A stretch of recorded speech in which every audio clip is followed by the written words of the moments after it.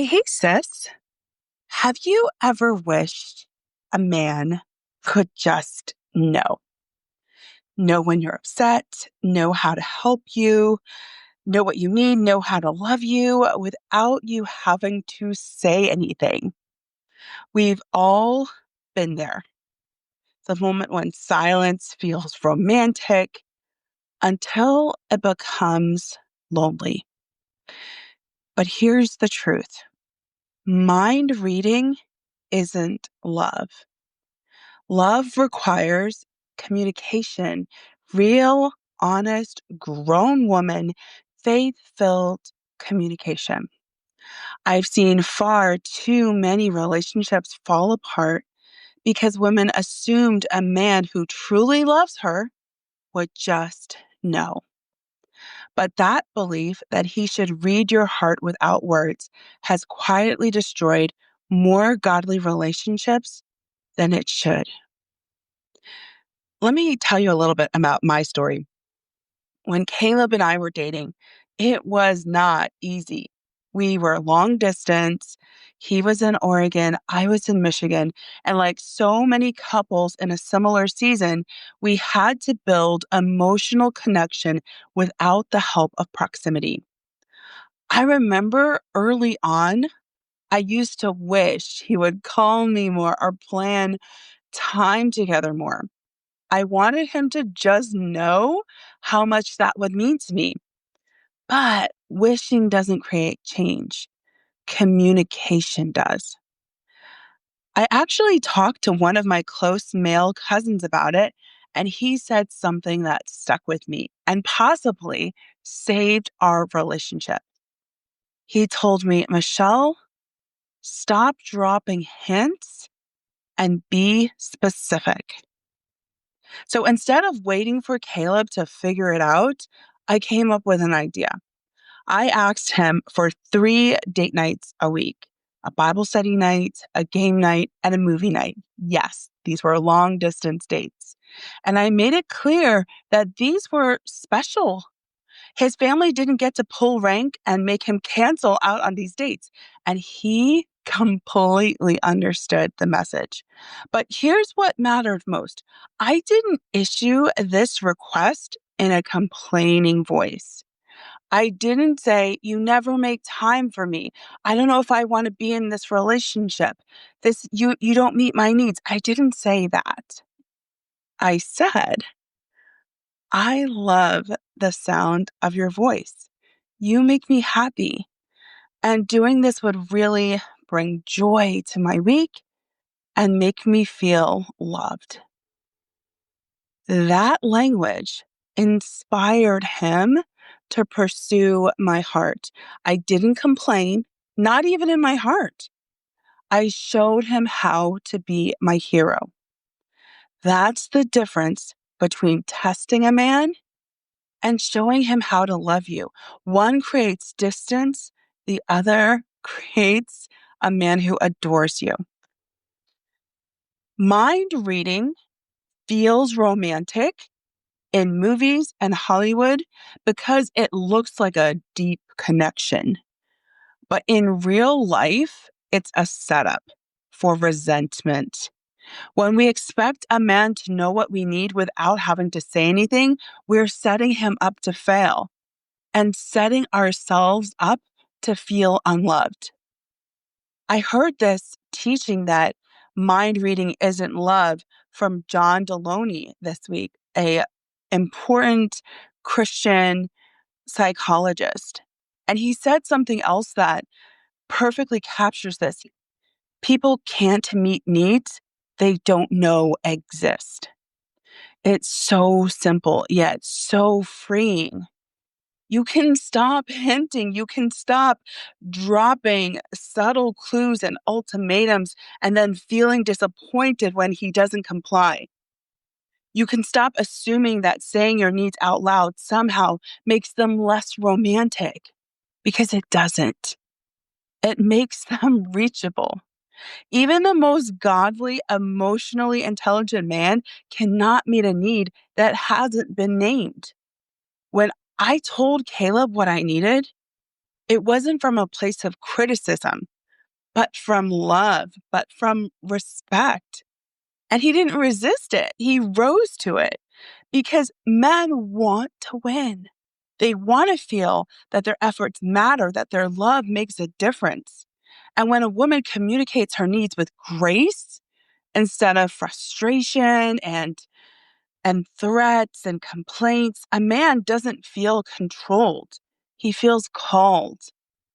And then you get to watch him do everything that he can to make you happy with success. This isn't just modern day relationship advice, it's biblical truth. Proverbs 31 describes a woman who opens her mouth with wisdom, and the teaching of kindness is on her tongue. Notice that she opens her mouth, she speaks with kindness. Ephesians 4:15 says we should speak the truth in love. From the very beginning, God modeled that love communicates. He spoke creation into being. And he invites us to do the same, to use our words to bring life, not confusion. When you speak with truth and tenderness, you're not nagging. You're aligning with God's design for connection. So often, women think being quiet makes them godly. But silence that breeds resentment isn't holiness, it's heartache. You can be kind, humble, and still clear because clarity is loving. Here's what I've learned. Every man wants to feel like he can win the woman he loves. He wants to be her safe place, her provider, her protector, not just physically, but emotionally and spiritually too. And when you can show your man how to be your hero, you become a source of pleasure to him that he will never want to let go.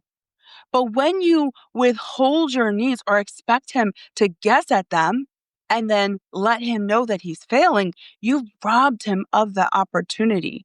He's not inspired by your independence. He's inspired by your invitation. When I told Caleb how much those dates meant to me, I wasn't asking for effort. I was inviting him into intimacy. I was saying, here's how you can make me feel cherished. And that was exactly what he wanted to do, because that's what men do when they feel capable of winning your heart. They rise to the challenge. That's what I now call king's language, the way of speaking that calls a man up, not out. It's language rooted in honor, not demand. It's how you draw out the hero, not the boy. And when you master it, you'll watch the atmosphere of your relationship transform. He'll listen differently, he'll lead differently, and you'll feel cherished instead of frustrated. Maybe you've been disappointed before. Maybe you've tried to communicate and it backfired. Or maybe you've dated men who didn't listen, didn't lead, or didn't care. And now you're tempted to believe that if you have to explain it, it's not real love. But I want to remind you, you don't need a perfect man. You need one that loves you, adores you, and wants to see you and make you happy. A man who's willing to grow, to listen, to learn how to love you better. When you learn how to speak to his heart in ways that build trust instead of tension, you make it easy for that kind of man to find you. God isn't asking you to settle for less. He's inviting you to partner with him, to believe that your voice, spoken with love and wisdom and grace, can shape the marriage you have prayed for. If this message is stirring something in you, if you're realizing that what's been missing isn't love but language, I want to personally invite you to my free live masterclass happening Sunday, October 26th, 2025. It's called Swipe, Match, Marry, and it's designed to help you meet your godly husband with confidence, clarity, and strategy, not confusion. You'll learn how to use dating apps effectively while keeping your standards high, how to create attraction and chemistry that honors God, how to stop getting friend zoned and finally be pursued. And for those who are ready to accelerate your journey, upgrade to VIP for my bonus session, Male Language Secrets. That's where I teach you exactly how to speak King's language, how to inspire a man's pursuit with warmth, honor, and faith, and absolute joy. Because when you know how to speak the language of men, you stop striving for attention and start receiving leadership. So, go to thechristiandatingcoach.com/masterclass and grab your spot now. Don't wait, because the man God has for you can't miss your heart if you're speaking in a way he can finally hear it. I'll leave you with this. You are not too much. You are not hard to love. You just haven't been understood yet. And when you learn to communicate your heart with kindness and confidence, you won't have to beg to be loved. You'll simply be received, because the right man doesn't want to read your mind. He wants to hear your heart. Come to my free masterclass. Come learn how to open your mouth with wisdom, speak life into love, and inspire a man to be your hero. I'll see you Sunday at Swipe, Match, Marry. Let's get you married, sis.